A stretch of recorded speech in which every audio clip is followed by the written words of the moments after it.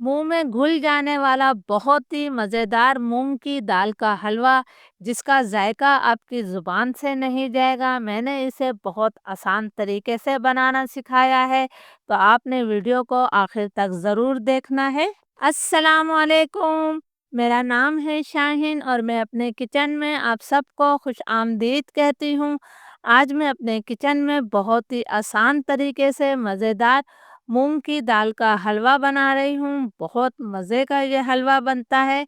ज़रूर इस रेसिपी को ट्राई कीजिएगा। इसके लिए मैंने 1 कप मूंग की धुली हुई दाल ली है। आपने दाल जो है किसी कप कटोरी से नाप कर लेनी है, इसलिए कि हमने इसी कप से आगे घी, चीनी और पानी का इस्तेमाल करना है। दाल को मैंने बाउल में डाल दिया है। इसे मैं 2 से 3 दफ़ा अच्छी तरह से खुले पानी से धो लेती हूँ। दाल को मैंने 3-4 दफ़ा खुले पानी से अच्छी तरह से धो लिया है। अब मैं इसके अंदर पानी शामिल कर रही हूँ। हमने इस दाल को 4 से 5 घंटे के लिए भिगोकर छोड़ देना है।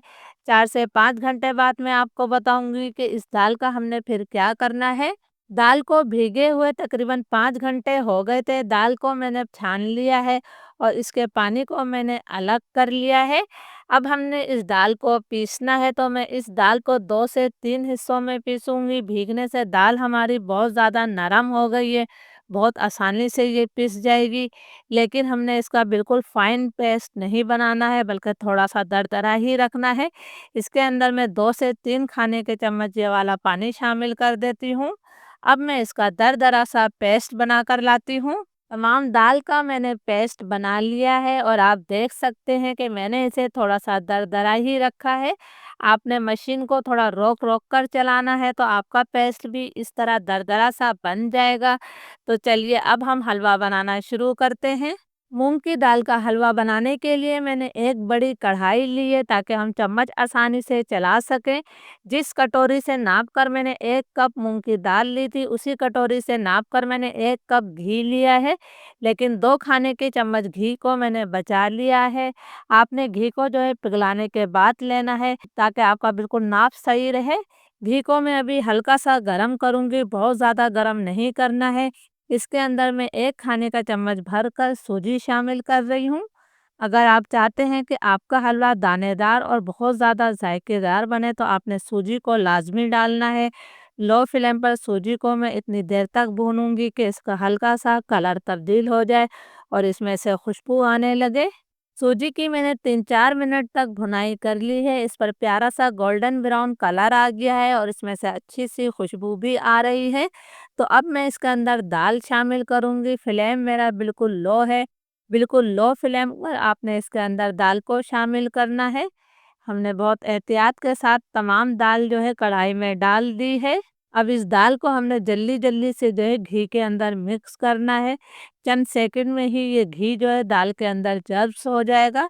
तो आपने चम्मच जो है मुस्तकिल चलाते हुए घी को दाल के अंदर मिक्स कर लेना है। 1 मिनट से भी कम वक़्त में दाल ने जो है तमाम घी को अपने अंदर जज़्ब कर लिया है। अब हमने इस दाल की जो है 10 से 12 मिनट तक लो फ्लेम पर भुनाई करनी है। दाल का हलवा बनाने में सबसे ज़्यादा मेहनत सिर्फ़ भुनाई में ही होती है। जितनी अच्छी आप भुनाई करेंगी, उतना ही ज़ायकेदार आपका हलवा तैयार होगा। फ्लेम यहाँ आपने बिल्कुल लो रखना है, मीडियम या हाई फ्लेम मत कीजिएगा, वरना कलर तो आ जाएगा लेकिन दाल अंदर से कच्ची रहेगी। दाल की भुनाई करते हुए मुझे 10 मिनट हो गए हैं। दाल का थोड़ा कलर भी तब्दील हो गया है। आपने इस तरह चम्मच चलाना है, इसलिए कि दाल के अंदर थोड़ा पानी था, तो ये दाल चिपकने लगती है। हमारी कोई नॉन स्टिक की कढ़ाई नहीं है, तो आपने इस तरह घिस-घिस के चम्मच चलाएँगे तो दाल आपकी चिपकेगी नहीं। अभी जो इसका थोड़ा-सा ही कलर तब्दील हुआ है, अभी हमने दाल की मज़ीद तकरीबन 12 से 15 मिनट तक और भुनाई करनी है, जब तक इसमें से अच्छी-सी खुशबू नहीं आ जाती और इसका कलर जो है गोल्डन ब्राउन नहीं हो जाता। जब तक हम इसको मज़ीद भून लेते हैं। ये देखिए अभी इसका कलर गोल्डन ब्राउन नहीं है। दाल की मैंने 15 मिनट तक और भुनाई कर ली है। माशाल्लाह इस पर बहुत ही प्यारा कलर आ गया है। यानी कि दाल को भूनते हुए टोटल मुझे 25 मिनट हो गए हैं। इसने घी को भी छोड़ दिया है और बिल्कुल दानेदार हमारा हलवा तैयार हो रहा है।